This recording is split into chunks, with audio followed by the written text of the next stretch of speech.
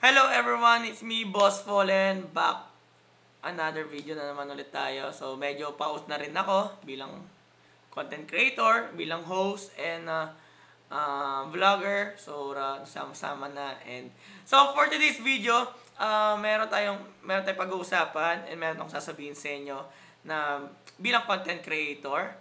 And para meron din kayong idea kung sa mga gusto pong maging content creator, kailangan nyo mapakinggan to. So, alam niyo naman yung title. Pag-usapan natin, ano ba ang mga hindi po pwede na personality sa pagiging content creator. And, ayun. So, simulan natin to. So, don't forget to follow me here on YouTube channel. And, malapit na mag 6,000. And, sana isuportahan niyo po ako. Let's go. Okay. Paano ko ba sisimulan ito?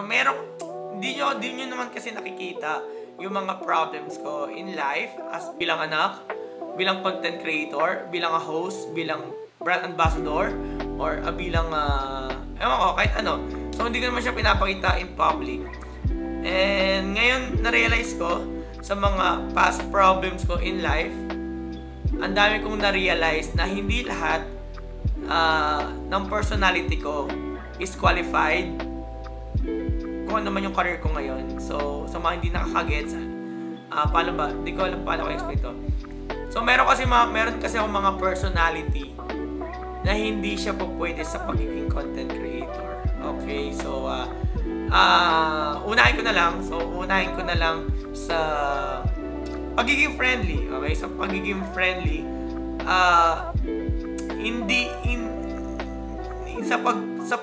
sa pagtaas ng aking pangalan sa industriya na to, sa pagiging content creator, ang dami ko rin mga supporters, ang dami ng mga taong content creators na nakakasama ko na, mga models, mga TV commercials, mga artists na basta nakakasama ko dito sa industriya na to, kasi pare-pares lang naman kami ng industriya na nagpapasaya ng tao, nagbibigay kami ng inspirasyon. Meron kasi akong personality na since before, na sobrang friendly ko. So, hindi siya po pwede sa pagiging content creator, okay? Hindi siya po pwede. Kailangan siyang maiwasan ang pagiging friendly mo. Dahil sa industriya na to, hindi po pwede lahat. Kailangan mong kaibiganin.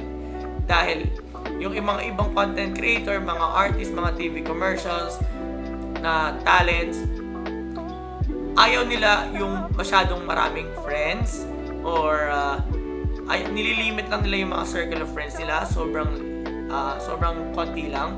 So, ang dami kong pagkakamali, and sa sobrang friendly ko, hindi akala ko napapaganda siya, sobrang ang ganda sa feelings. Okay, may mga bago tayong friends, may mga circle of friends tayo.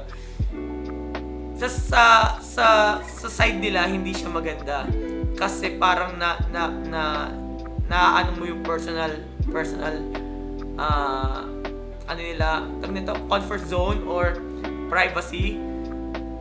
Hindi pala lahat ng mga content creators, influencers, TV commercial talents, models, artists, gusto magkaroon ng friends. Yung iba gusto lang talagang work lang, collab lang para sa mga views, or okay, trabaho lang tayo, kuha tayo ng mga collaborations, pero hindi po pwede maging kaibigan. Para ma-share mo yung mga personal life. Sobrang, doon ako nagkamali dahil masyado akong friendly, so gusto kong mag-share ng mga, basta maging close friends. So, ang dami kong nawalang may mga content creators na rin kasi ako mga friends, pero dati nag-uusap kami, pero ngayon hindi na, kasi nga nag-iba yung image, parang iba yung naramdaman nila, parang ganon. So, pero okay lang yun, pero naiintindihan ko rin naman yun. So yung pagiging yung pagiging friendly ko, nawawala na rin siya sa part ko ng aking pagkatao. So, 4 years ako naging content creator, 4 years na ako nandito sa industriya, nagpapasaya ng tao. So, nawawala na yung pagka-friendly ko. Pero syempre, iba rin naman yung sa mga supporters. Syempre, kailangan mo mag-hi, maging mabait. Iba rin naman yung gusto mo magkaroon ng kaibigan sa industriya na to. So, basta pag trabaho lang, collab lang. Pero hindi mo pwedeng maging kaibigan lahat ng mga nandito sa industriya na to. So, sobrang mahirap. Then next naman, hindi porket content creator ka, okay? Hindi porket content creator ka, makikipag-collaboration ka na sa lahat ng mga content creator and mga ibang nasa showbiz na to, sa mga industriya na to. Hindi lahat pwede mong i-collab. Meron kasi mga ibang content creators, mga influencers, mga artists, iba-iba sila ng mga supporters, iba-iba sila ng mga content. So, hindi po pwedeng magko-collaboration kayo tapos isa sa inyo hindi naman nagugustuhan yung content. So, parang ang mangyayari sa'yo, magiging negative na yung video, magkakaroon ka ng bashers, tapos papangit pa yung image mo sa mga sumusuporta sa kanya, or tag nito, or imbis na mapaganda pa yung image mo or maraming sumusuporta sa'yo dahil nakipag-collab ka sa isang ganitong influencers. Ano ba sinabi ko? Basta hindi siya akala mo gaganda yung image mo pero hindi. Yung magiging kabalikiran, magiging negative. So mapapasama ka. Baka pati yung mga supporters niya magiging bashers mo rin. So yeah. So ang dami nawala sa akin mga tsaka yung pagiging jolly ko. Nawala rin yung pagiging jolly ko. Hindi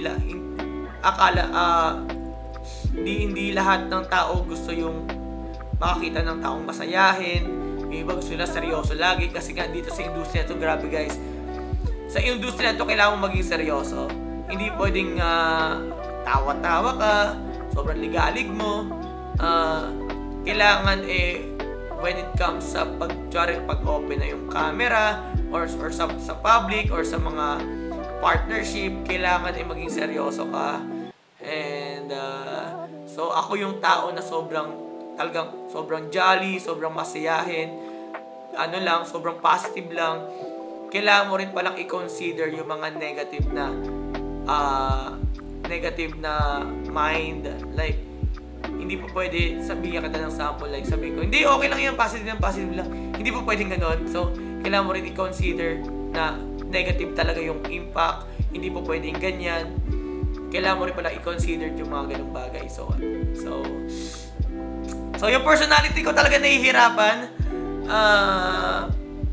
Talagang nawawala na siya. Kaya napapansin ko talaga, nare-realize ko na yung ibang mga influencers sobrang seryoso nila at talagang wala talaga silang emotions na tapos tahimik lang. Gusto nila magkaroon ng me time, pero nire-respeto ko naman yon kasi nga sobrang public figure na talaga kami. So, nasa public na nga kami, public figure na nga kami, dami nakakakilala. So, kailangan mo na magkaroon ng tahimik or magkaroon ng privacy. So, ayun lang, share ko lang sa inyo na hindi madali maging content creator. Lalo na, ang daming marirealize. Ang daming mong kailangan baguhin sa personality mo. At ayun lang, na-share ko lang sa inyo yon na akala nyo enjoy lang kami dito, collab, pupunta lang sa event, magpo-promote ng ganito, gagawa ng video ng ganito. Yun yung nakikita nyo, pero yung mga darkest na situation, syempre hindi na namin i-share siya yung gaano yun na sobrang hirap na mag-a-adjust ka, lalo na alam nyo naman yung personality ko, sobrang ligalig, makulit, positive always, ganun lang, go with the flow. Kaya ngayon kung mapapansin nyo pa konti-konti nagbabago na rin yung personality ko. Kaya Pero yung in ano lang naman, in co-influencer, co-artist, sa pagiging content creator lang, makikipag-collaboration, nag-iiba yung personality ko. Pero sa mga tao naman nanonood, sa mga sumusuporta sa akin, hindi naman magbabago yun. Okay? Hindi naman magbabago yun. Pero off-cam, siguro yun na yung kasanayan ko na kailangan lang yung seryosa lang, hindi masyadong makulit, lalo sa public. So, yun ang mga nag-fade out na. Yun lang, na-share ko lang sa inyo and sana may natutunan kayo bilang eto sa side ko bilang content creator and influencer and a brand ambassador of Cinderella Drip.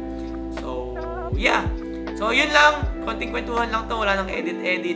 And sana na-enjoy nyo to and sana may natutunan kayo. Kaya minsan napapansin nyo sobrang lanta ko na. Pero okay lang, nagka-live rin naman ako sa social media. Yun na yung energy ko. Kaya, ayun. So, sa ngayon, wala na ako masyadong friends. Kumukonti lang talaga sila. And yung mga nakakasama kong mga content creator, influencers, mga talents, mga artists, hindi naman kami, akala nyo lagi kami nakikita, pero hindi po. Nakikita lang kami pag may event or nagkasalubong sa isang brand, pero doesn't mean na lagi kami magkasama, lagi kami magkabanding, hindi po. Lagi kami mga content creator, mga influencers, lagi kami nag-iisa, lagi nasa bahay, lagi nasa condo, lagi nasa apartment kung nasan man kami nakatira ngayon. Lalo ako ngayon, lagi lang ako nasa kwarto, nasa playroom dito. Kaya, ayun. Sa mga gustong pumasok content creator, be ready sa mga emotions, sa mga personality niyo. Pwede rin magbago yan. Ang dami nyo marirealize in the long run. Lalo na pag marami na kayong hawak na brand or marami na kayong supporters, marami nang sumusuporta sa'yo, you will realize something na hindi lahat ng bagay ay makukuha mo. Hindi lahat magpapabor sa'yo. Hindi lahat natutuwa sa'yo. Hindi lahat go with the flow lang. So, kailangan mo rin i-balance yung emotions and yung kailangan mo maging professional na isipin mo dapat trabaho to, hindi to basta-basta content lang. Pagiging content creator kasi is work na rin sa ganitong industriya. Kaya, ayun. So, yun lang. Na-share ko lang naman sa inyo. So, thank you so much for listening. Hindi naman siya podcast, pero wala na nag-edit to. And, yeah, kung anong oras yung pinapanood to, good morning, good evening, and good afternoon. Parang balibrek na data. Yeah, good morning, good afternoon, and good evening. Yeah, please do support me sa lahat ng sa mga social media ko. And I'll see you soon, and I'll see you around, everyone. And thank you for everything. And, yeah. Have a nice day. Peace out.